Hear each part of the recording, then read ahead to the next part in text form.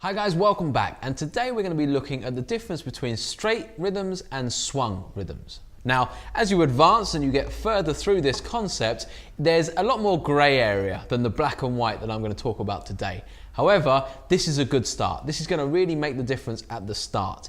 Now, at a basic level, swung is that very bouncy, kind of upbeat groove, typical to blues music, jazz music. You've got a lot of it in R&B and lots of that style of song, folk music, whereas straight is much more rock, metal, pop, all that kind of style. And it's not just 100% always straight or 100% always swung in either styles of music, but generally that's a good way to divide it. Now, I always think of swung music as I imagine like a horse, okay? And when it kind of trots along, it kind of swings. It goes dun-dun, dun-dun, dun-dun, dun-dun. That's just me. That's just my crazy brain. That's how I see it and that's how I hear it. Those hooves going click-clock, click-clock, click-clock, click-clock, like that, right? Because that really defines swing for me. Because rather than a straight 1, 2, 3, 4, you're going to get boom, boom, boom, boom, boom, boom, boom. So we're going to divide it a little bit more bouncy, okay? And straight, I always think of an army marching, jump, jump, jump. You know, that's 100% straight. And visually, it's also, you know, big army guys who are very up straight like that, marching along. So for me, those are the two visual aspects that I use to define the two. Now, what we're going to do today is actually play our universal strumming pattern, so the pattern that we're really used to now, both swung and straight. And up to this point, we've done it all straight. So everything we've done with this pattern where we've gone,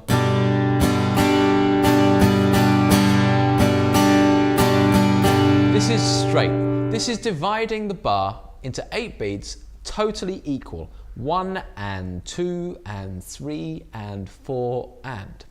Whereas when we do it swung, it's not equal anymore. It goes like this: 1 and 2 and 3 and 4 and 1 and 2 and 3 and 4 and 1 and 2 and 3 and 4. So it's bouncy, okay? That's probably the best word I can use to describe it. It bounces along, okay?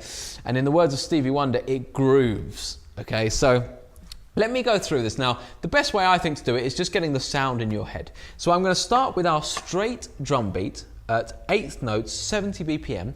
I'm going to do my universal pattern, and I'm going to do it on a G major chord. Then I'm going to move to a swung drum beat and play along to that. So here's the straight version. So there's the beat, and it goes like this: 1 and 2 and 3 and 4 and. So we should all know this by now.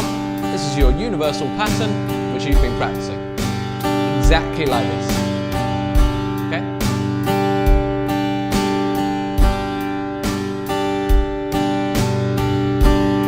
Now, let's change that to a swung beat. Okay? So I'm going to move the drum beat to sound like this.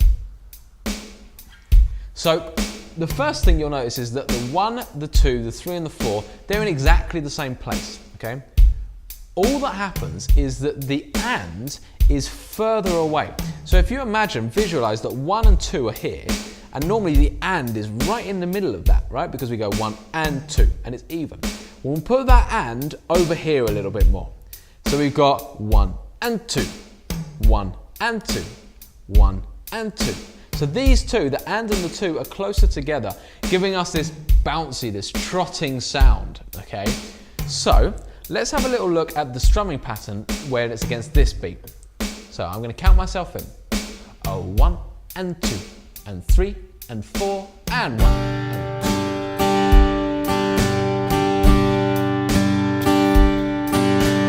2.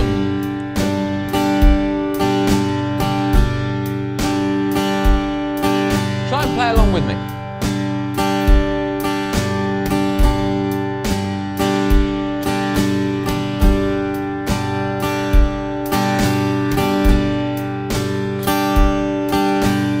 Down, down, up, up, down, up, down, down, up, up, down, up, down, up, down, up. Okay, so we'll stop there. So, Honestly, it's really hard, guys, because up until this point, everything we've done is in that straight rhythm. So moving over to this is pretty tricky. And to be honest, most people just start to get it when we just play songs that are swung. And that's actually the next thing we're going to be doing. We're going to be looking at a song that's swung. And then you've got all the band playing swung as well. And therefore, you tend to just swing along with it. But at the same time, occasionally, people just don't quite play along. And they just continue to play straight even though the beat is swung. So this is why I want to go over it now separately. So just try this again. I'm going to speed it up so we get an even better kind of understanding of the swung sound. Up to 80 BPM, and I just want you to play along with me, okay? Until we're really bouncing away, all right? So here we go. After 4, 1, 2, 3, 4.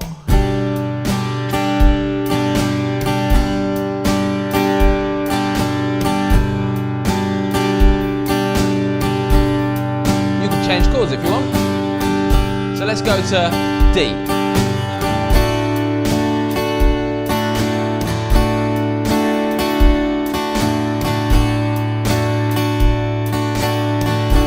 A minor, should we give it a go? Hopefully you've learnt it now. And let's go back to the G in 4, 1, and 2, and 3, and 4, and G. So let's stop there. Right, so straight versus swung, there we go. That's how I think of it. That's generally how we're going to do it. But like I said, sometimes there's more grey area in between. So that's heavily swung, shall we call it for now. But you can get more subtle versions of swing than that.